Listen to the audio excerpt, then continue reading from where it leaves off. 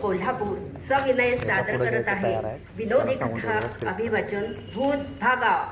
दिग्दर्शक आणि मूळ लेखक विकास कुलकर्णी. पात्र परिचय भूत यशवंत म्हस्कर, भूतनी शशिकला सरगर, बायाक्का माधुरी दामले, आनंदाचारी तुकाराम सरगर, सूत्रधार कविता म्हस्कर. कथेतील पात्रात भूत ही सुशिक्षित भाषेत तर आनंदा व बायाक्का वहिनी ही खेडवळ व रांगड्या भाषेत संवाद साधत आहेत. बर का श्रोते हो, भूत ही सुशिक्षित भाषेत तर आनंदा व बायाक्का वहिनी ही खेडवळ व रांगड्या भाषेत संवाद साधत आहेत. गावाबाहेरच्या वडाच्या झाडाखाली भूतांची फौज कसली फटावळच म्हणा की एकमेकांशी बोलत बसलेली असतात. भूतनी किंचाळत खिंकाळत वडाच्या झाडावर एकमेकांशी मोठ्या आवाजात हात वारे करत होती. मधूनच त्यांच्या रडण्याचा, कण्हण्याचा, गोंधळाचा आवाज ऐकू येत होता. भूत एकमेकांशी बोलत असतात. अंधार पण खूपच झालाय. आपण आता कोण येतंय का बघूया इकडं. कुणाच्या तरी मानगुटीवर बसायलाच पाहिजे. किती वेळ झाला झोपाटायला, अजून कोणीच कसं काय येत नाहीये. येईल येईल कोणीतरी, नक्की येईल. वाट बघूया. तिकडे लांबून कोणीतरी येताना दिसतंय. कोणीतरी आहे तिथे. सावध राहा. कोणते आलं की त्याला आपण झपाटायचं. इकडे आनंद उर्फ अंधाचारी आणि त्याची बायको बायाक्का आपल्या आजच्या आचारी कामाच्या लगबगीत असतात. लग्नाचे 1500 लाडू बांधून सामानाची आवराआवरी करून चाललेले असतात. झालं बाबा लगीन लाडू एकदाच.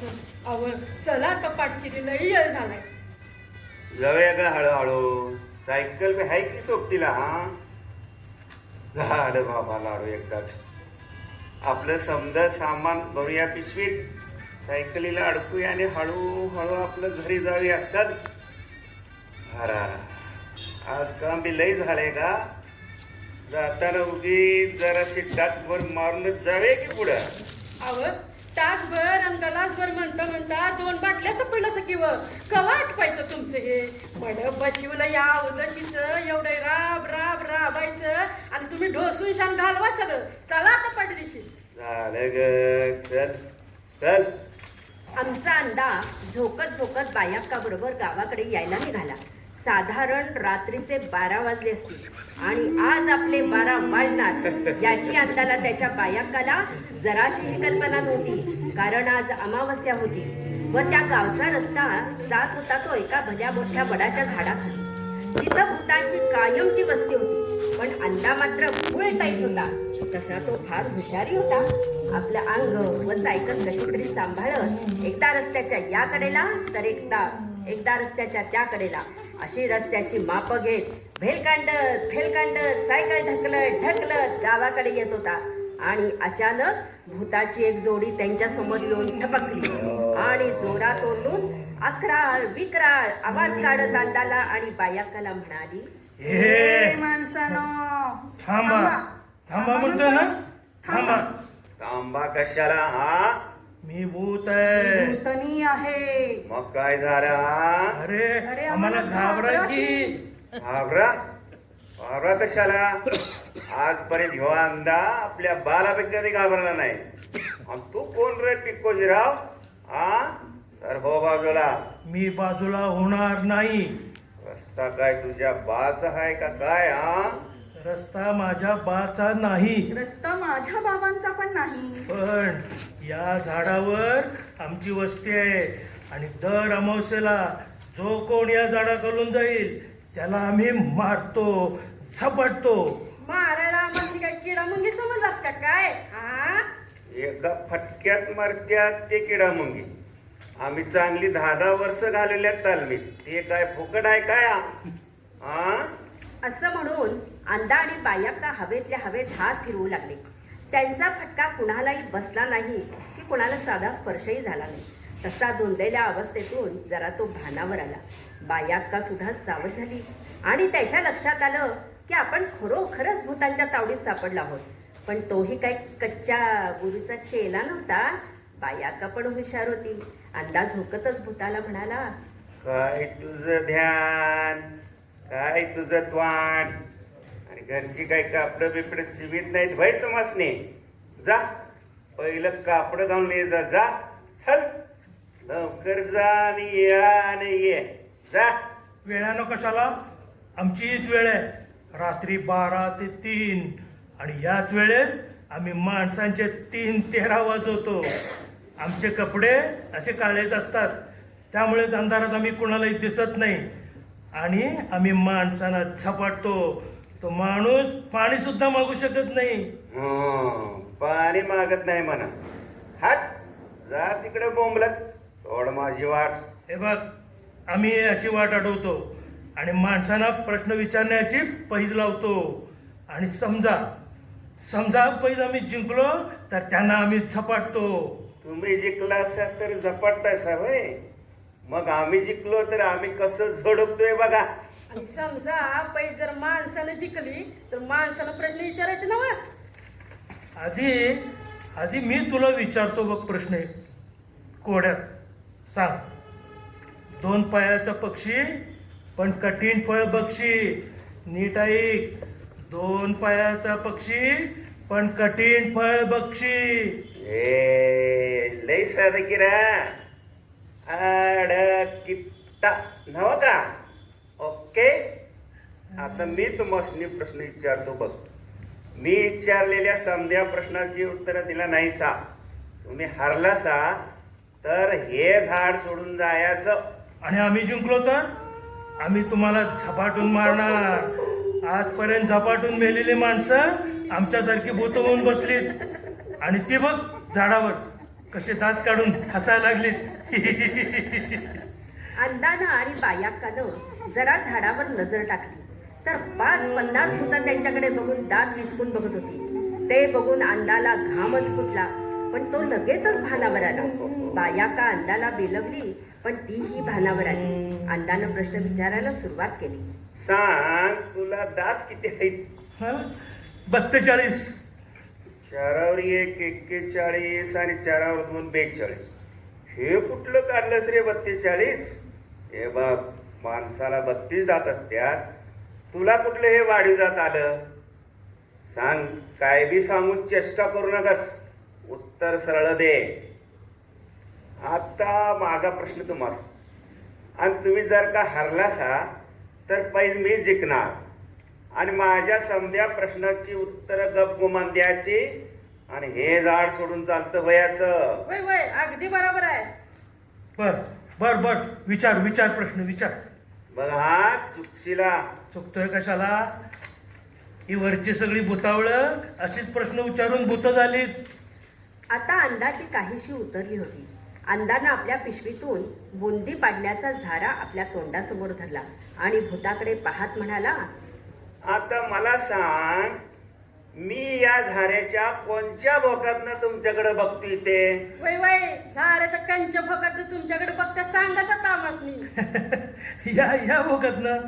नाही या. थांब या. कोणत्या ते एका भोकातनं नक्की सांग बघ, नाहीतर कबूल कर हरलो म्हणून सांग. अरे ह्या डावीकडच्या. नाही उजवीकडच्या. नाही वरच्या. या. हारलं म्हणून कबूल करा बघू. अरे असा कसा प्रश्न असू शकतो काय? ते काय मला माहित नाही. एकदाच कोणचं ते बघ वळीक, नाहीतर कबूल कर हरलो म्हणून सांग. या बघा, तुम्ही हारलायसा कबूल करा आणि आमच्या पुढच्या प्रश्नांची उत्तरं द्यायला तयार व्हा. बरं बाबा, हरलो. ठीक आहे, मग विचारा आता काय विचारायचं ते. हंगाशी आता कसं कबूल केला सांग. माणसानं नव भूतानं कसं खरं बोलाय पाहिजे, नाहीतर राक्षसाच्या जन्माला जाते ते. बर विचार तुझा प्रश्न. तुझा प्रश्न नाही, तुझे प्रश्न अनेक वचनी. म्हणजे मी जेवढं प्रश्न विचारेन त्या समध्याची उत्तर 60 द्यायची सांगतो. बर विचारा तुमचे प्रश्न. आमच्या वाणी तुमच्यात नातेवाईक असतात काय व? हो असतात की. हे कोणचं म्हणायचं? खवीस, हडळ, कवट्या आणि आमचा राजा बेताळ. बरं ते नव भूतांचे लग्न बिग्न होतात काय व? होतात की. भूतनी बरोबर आमची लग्न होतात. अहो मग लग्नात काही दागिनं बिगिनं घालत्या का तसंच? हो तर तुमच्याकडे जसं मंगळसूत्र असतं तसं आमच्याकडे असतं शनीसूत्र. तुमच्याकडे असतं नेकलेस, आमच्याकडे लेस नेकची कवटी माळ असते. आमचे पाय उलट असल्यामुळे जोडवी घालायला बाकी आम्हाला फार त्रास होतो. पण नुकत्याच लग्न झालेल्या भूतनी ते अगदी आनंदाने घालतात. आमच्यात वट अमावस्येला पिंपळाला उलट्या फेऱ्या पण मारतात आणि तेही उलट्या पावलानी. पण तुमचा दिनक्रम कसा काय? आमचा दिनक्रम आम्ही 24 तास तसं स्मशानभूमीतच असतो. नवीन तरुण मुलं, ओल्या बाळंतिणी, नुकत्याच मेलेल्या माणसांच्या अतृप्त आत्म्यांचं भूतच होतं. त्यांची भरती आम्ही आमच्याकडे करून घेत असतो. त्या सगळ्यांची राहायची व्यवस्था, मोठी झाडं, पडकी रिकामी घरं, जुने वाडे, खोल खोल विहिरी अशा ठिकाणी करतो. हल्ली अपघात, पूर, कुपोषण, आत्महत्या यामुळं आमची भूतसंख्या सुद्धा खूपच वाढत आहे. आणि रिकाम्या वाड्यांची, घरांची कमतरता असल्यामुळं आम्ही भूतं अशी झाडावर वास्तव्यास आहोत. काही भूतं तर झाडाला उलटी लटकून आयुष्य काढतायत त्यांचा मेंदू शांत करायला. तुलाही चांगलं चांगलं बोलतोस रा. तू तर चांगल्या घरातलं वाटतोयस की र. मग या भूता बिताच्या भानगडीत कशाला पडलास बाबा? त्याचं बाबांनो झालं असं, मी माणूस असताना नवी कोरी मोटरसायकल घेऊन बायको 2 मुलांना घेऊन निघालो होतो देवाला. गाडी नवीन होती, हेल्मेट घातलेलं नव्हतं. दर्शन घेऊन येताना गाडी घाटातनं खाली गेली. ती सरळ खोल दरीत, बायको मुलं जागच्या जागी खलास. मी बघतोय तर झाडाला लोंबकळत होतो. आणि तेव्हापासनं संसार अर्धवट झाल्यामुळं आणि इच्छा आकांक्षा अर्धवट राहिल्यामुळं माणूस दिसला की त्याला झपाटतोय, त्याला भूत करतोय भूत. पण ते नव तुमचं जेवण बिवण काय असतं? का नुसतं हवेवरच जगतायसा? आमचं जेवण म्हणजे फक्त तिकाटण्यावर टाकलेला भात, लिंबू, अंडी, कधी कोंबडं, तर कधी कधी आणि केव्हा तरी हातभट्टीची पण मिळते. हो ना. आणि काही वेळेला केळी पण मिळतात, पण सगळी गुलाल आणि बरबटलेली असतात. मग काय करणार, खातो आम्ही तसेच. पण आमचं सण उत्सव असत्या, तसं तुमचं कसं काय? आमचे सणवार म्हणजे पितृपक्ष, पितृपंधरवडा. रोज कुणाची तरी तिथी असतेच. आणि रोजचं गोडधोड पण, भजी, वडे, खीर, आळूवडी. आणि उत्सव म्हणजे दर अमावस्येला निघणारी आमची वेताळची पालखी. अय्या म्हणजे आत्ताच की. अरे चला चला चला, पालखीची वेळ झाली, आपण गप्पा काय मारतोय? चला चला जाऊया. हा हा, माझ्या समध्या प्रश्नाची उत्तर दिल्या बेगार इथं जायचं नाही. पण माझी पालखीची वेळ झाली, मला जायला पाहिजे. तुम्ही पैज हरलायसा. आता माझ्या समध्या प्रश्नाची उत्तरं द्यायला पाहिजेतच तुम्हाला. त्या बिगर काय जाता येणार नाही. बर विचार भर, मला पालखीला जायला पाहिजे, नाहीतर वेताळ रागवतील आणि नोकरीवरून काढून टाकतील. तुझी नोकरी जाऊ दे बोंबलत, माझी समधी उत्तर आधी द्यायची. भर बाबा, विचार. हे येताळाच्या पालखीचं सांग की जरा. वेताळाची पालखी एकदम भारी असते. माणसाच्या कवट्या केसातून त्याच्या माळा पालखीला लटकवलेल्या असतात. पालखीच्या माळेचा गोंडा कोणाच्या हाताला लावून देत नाहीत आमची भुतावळं. हो, आणि पालखीच्या पुढे मागे सगळी भूते नाचत असतात. हडळ, चांडाळणी, चौऱ्या ढळत असतात. आमचा प्रमुख कवट्या पुढे रक्षक असतो आणि वेताळ पालखीत माणसांच्या कवट्यात चाबडत बसलेला असतो. ही नवीन भूत घाबरून रडत ओरडत असतात. त्यांना बेड्या घालून फडफडत नेतात. दर अमावस्येला पालखी स्मशानभूमीतून निघून या जुन्या पडक्या विहिरीवरून फिरून नंतर या वडाच्या झाडाखाली पालखी संपते. ते जाऊ दे, मला आता गेलं पाहिजे, नाहीतर वेताळ माझ्या मागं खवीस लावल. खवीस म्हणजे काय ते? ते आणि काय असते बाबा? खवीस म्हणजे वांड भूत. एकदा का मागं लागलं की सोडतच नाही. तुझ्यासारखं तू कसं मला प्रश्न विचारून जेरीला आणलंस तसं सोड मला आता, सोड. असं सोडतो होय तुला मी? हा, या वडाखालनं येणाऱ्या जाणाऱ्यासनी तुलाही त्रास देतोस आणि तुला मी सोडू होय? भूत अंगाला गिरकी देऊन जाण्याचा प्रयत्न करते, पण आपली शेपूट कशात तरी अडकलेली आहे हे त्याला जाणवते. हो मात्रा, जा बघू जातोस कसा ते मगाशी बोलतानाच मी आयडिया केली या तुझ्या सेफ्टीला हळूच मोळा मारून ठेवलाय कसा जाऊ तुम्ही बघू आता मुळा निघे नक्की. अरे अरे सोड मला, सोड सोड, नाही तर मी तुला खाऊन टाकीन. खायला ते काही शेंगदाणा फुटण आहेत होय हा? सोड सोड, अरे सोड मला, वेळ झाली, खवीस येईल. खवीस काय खरवीस आणि किंवा आला तर त्या आला मी प्रश्न विचारतो बघ कसं कशाला राहते इथे पाय लावून पळते का नाही बघ. अरे अरे पण सोड सोड. सोडबीड काय नाही आता सुटका नाही. अरे मी माफी मागतो, पाया पडतो हो, पण मला सोड. मला माफी मागतो चुकीला माफी नाही. अरे सोड मला, सोड. ते काय नाही आज पत्र गावातल्या लई जणांनी तुम्ही त्रास दिलायचा आणि ही झाडावर बसलेली भूत या गावातलीच आहेत ना वा. होय होय होय, गावातलीच आहे ती सगळी. हे बघ तो सगळा चंबुगामाळा बाड बिस्तारा इथला आवरून आजच्या आज आत्ताच्या आत्ता घेऊन शान जातो म्हणाला तर सोडतो तुला नाहीतर बस असाच पिंपळावरच्या मुंजावानी. नाही नाही, सोड. आम्ही इथं राहत नाही, आम्ही सगळी भूतळ घेऊन लांब निघून जातो. बघ परत विचारतो जर कबूल असेल तर होय म्हण नाहीतर बस असाच. माझ्या बाचं काय जातंय हा.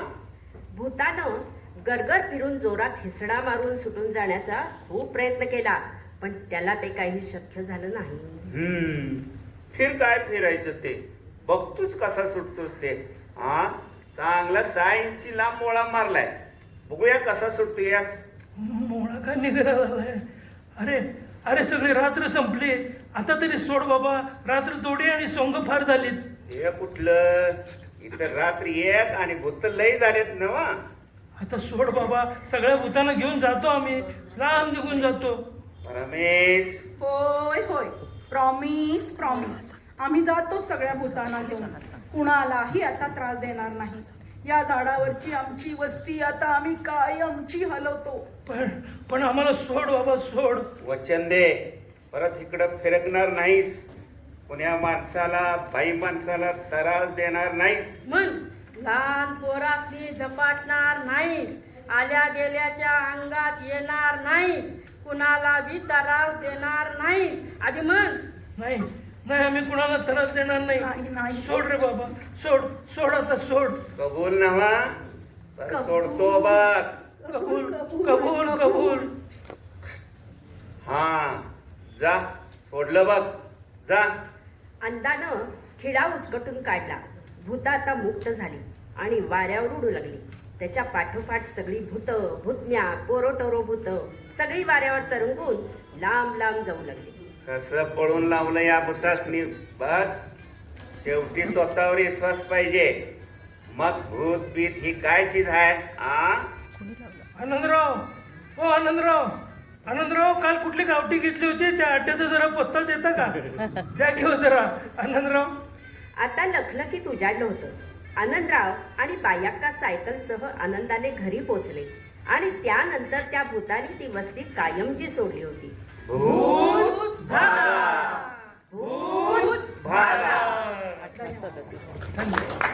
सादरीकरणासाठी लागलेला वेळ 18 मिनिटं 37 सेकंद. साहित्य तरंग कोल्हापूर या संस्थेच्या कलाकारांना आपण सहभाग प्रमाणपत्र देत आहोत. मी सौभाग्यवती अंजली भिडे यांना विनंती करतो की आपण आपल्या शुभ हस्ते कलाकारांना सहभाग प्रमाणपत्र द्यावं.